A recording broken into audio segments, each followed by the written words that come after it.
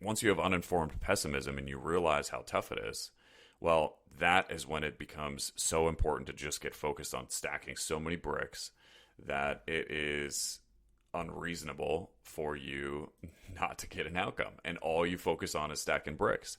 Welcome to the Ryan Rice Show, where we talk about what we learned yesterday that we can apply today so that we can be better tomorrow. I hope you enjoy and subscribe. Good morning, everyone, or good afternoon, or good evening, whatever time it is that you're listening.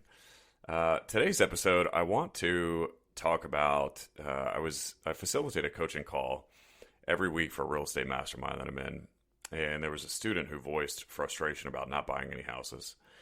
And she basically is brand new to house flipping. And she hasn't gotten anything in contract yet. And she was just voicing some frustration, which is very normal.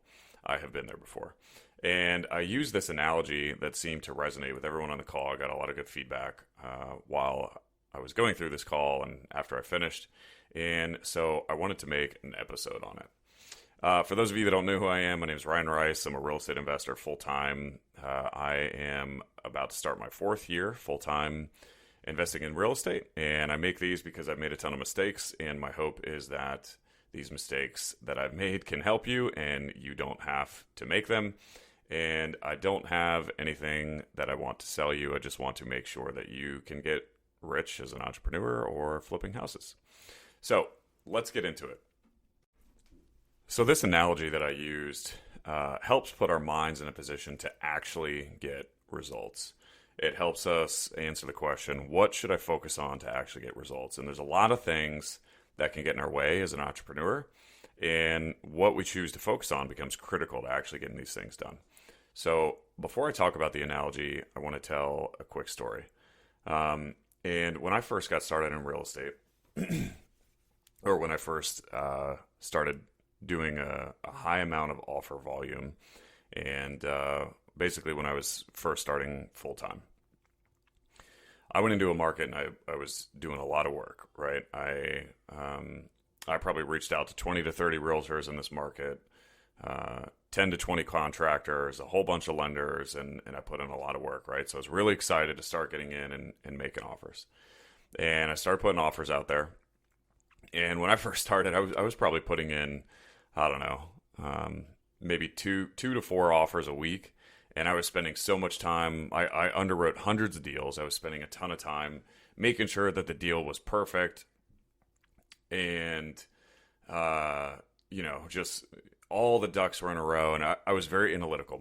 A little bit about my background is I am someone who is extremely analytical. And I like to make sure there's all the ducks in a row before I take action. So I did this for a while. And I probably submitted maybe 30 plus offers in this one market.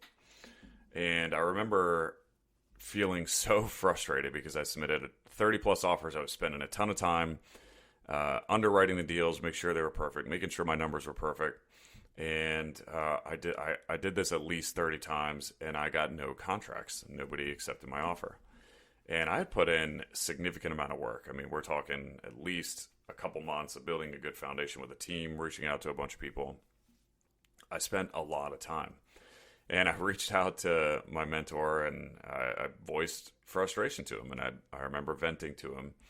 And I said, hey, I don't know if I'm doing something wrong. I don't know, why am I not buying a house? Why is nothing getting in contract? I didn't ask him, does this really work? But in the back of my mind, I'm thinking gosh, does this really work? And his response to me was something I had never thought of, the way that he framed what he said to me in this fashion. And it was extremely helpful for me. And so I'll share it with you. He said, Ryan, you are very good at, you're very analytical. You're a numbers driven person. And from what I can tell, you're great at getting ready and then aiming at the target and then adjusting your aim to make sure it's right at the target and then aiming again and then confirming that you're aimed at the target and then you fire. And that analytical mindset or that part of you is preventing you from getting results, because what you need to transition to is you get ready and then you fire, and then you aim, and then you fire again, and then you aim, and then you fire again. And I for some reason that really resonated and that connected with me, because I had always been just so focused on making sure everything was perfect before I take action, then I take action. And what he shifted my mindset to is, hey, let's just take action and learn from that action, and then take the next action, learn from that action, then take the next action. And what that enabled me to do is I essentially doubled or tripled my output. And so I was putting in anywhere from like 2 to 4 offers a week for a while. And I went from putting in 2 to 4 offers a week to putting in 8 to 10 offers a week. And then some weeks I remember putting in 12 to 15. And so in some cases, it was like a 5x of volume that I was doing. And it took a little bit of a mindset shift. And what was funny about that, I did that for a couple more weeks. And then I put my first property in contract. And then literally the next day, I put my next property in contract. And I ended up putting probably 6 or 7 properties in contract over a period of maybe, 4 to 5 weeks. And so there was a lot that happened all at the same time. And I remember thinking back and reflecting on that and thinking like, wow, that's a really good lesson. I can make sure everything is perfect and then go take action, or I could take action, learn from it, take action, learn from it, and use the volume of taking action to make sure that,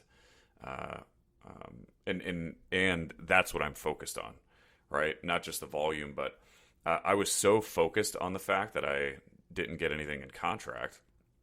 And so in other words, I was so focused on not getting the outcome that I wanted that it was detracting me from focusing on like, okay, what activities do I need to complete and complete them at so many times that it would be unreasonable for me not to get the outcome, and then focus my emotional state on just doing the activity.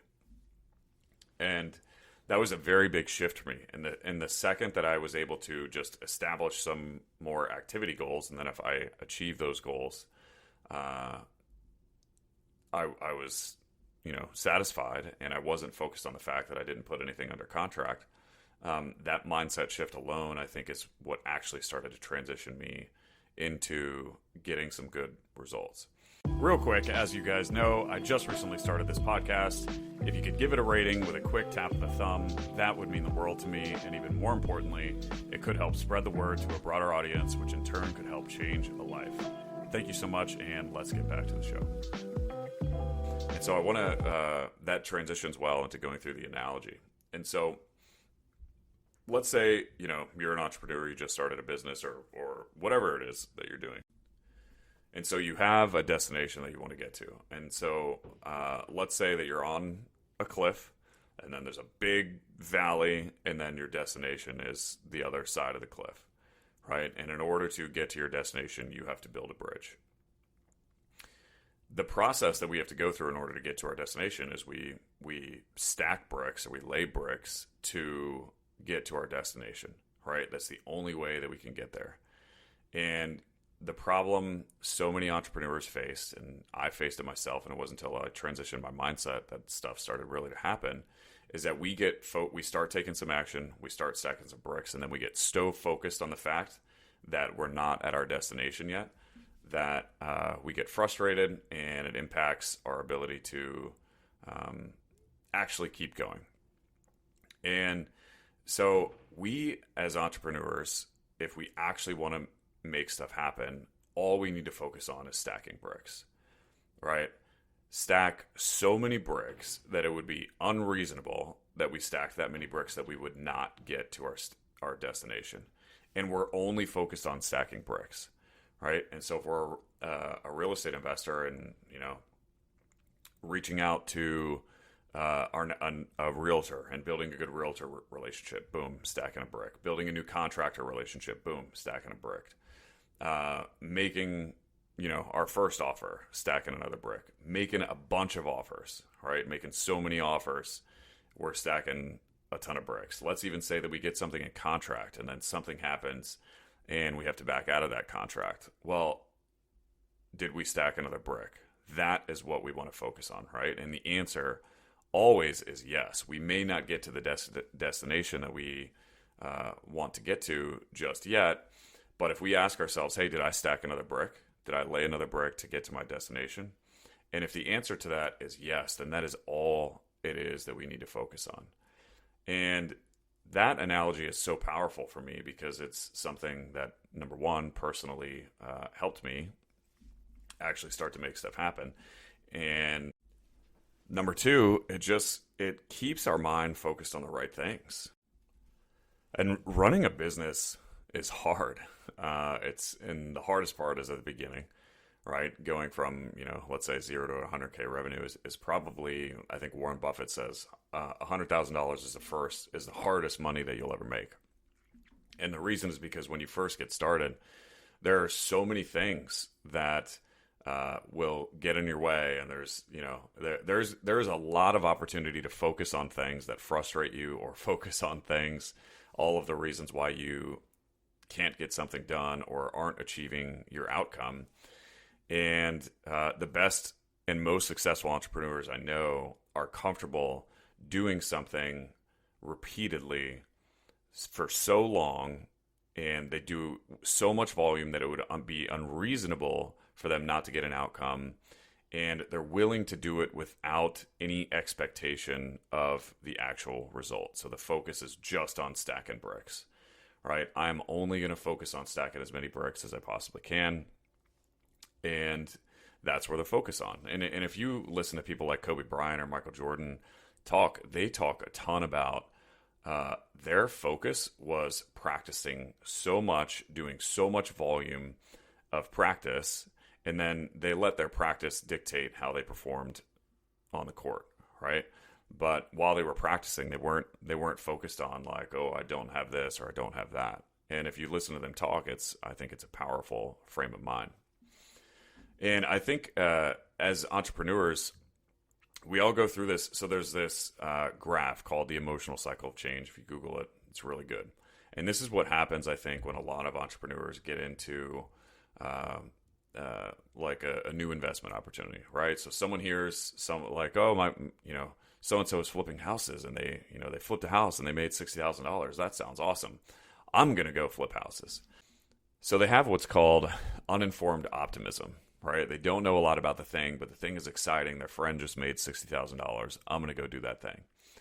And then they get into it and they start taking action, and they start to get what's called informed pessimism, which means they realize how hard the thing actually is, and they realize how much work actually needs to be done. And a lot of people give up here. This is where a lot of people, they have uninformed optimism. They're really excited. They get into it. They have informed pessimism. And then they say, they hear their other friend just made, $40,000 investing in Bitcoin. And so they jump to the next thing. And then that goes through the same process. And then, their other friend is doing some day trading and so on and so forth. Right. And so this emotional cycle of change is, once you have uninformed pessimism and you realize how tough it is, well, that is when it becomes so important to just get focused on stacking so many bricks that it is unreasonable for you not to get an outcome. And all you focus on is stacking bricks. And so you get the uninformed pessimism, you focus on stack of bricks, and a lot of entrepreneurs go through the next cycle of this change, which is the valley of despair, right? So they hit rock bottom. It's the most difficult. Maybe they hit a big obstacle, whatever that obstacle might be, and they're in the valley of despair. And a lot of the people that didn't quit when they had informed pessimism, well, now they quit because their back's up against the wall. It is the most difficult it probably ever will be. And it's very easy for them at that point to shift from focusing on stacking bricks to like, okay, this is extremely difficult and I'm just going to switch to the next thing. Ooh, the woman in the red dress from the Matrix, they see another exciting opportunity and then they go jump to it. Well, what happens in this emotional cycle change is that if even through the valley of despair, the entrepreneur can just focus on continuing to stack bricks, well, then they start actually seeing some results. And they get into the stage called informed optimism. and they've made so many mistakes, and they've stacked so many bricks, and they've learned from those mistakes that they actually start seeing some results. And they have enough information now to keep going and to continue to generate the results. And then the last stage of this emotional cycle change is success and fulfillment. So, and most people never see that. I think that's why the business failure rate is extremely high, because it takes a lot of mental fortitude to get through uninformed optimism, informed pessimism, the valley of despair, and then up through starting to actually get some results. So I think the reason that this analogy is so important is just because what we choose to focus our attention on in entrepreneurship, especially in the beginning, is a lot of times the difference between actually getting results and not getting any results, getting a lot of frustrated, and then getting so frustrated that we just quit. So that was the analogy that was shared on that coaching call, and I hope that was helpful for you guys to hear. And it helped me a ton, and so I wanted to share it with you all. So that's it for today.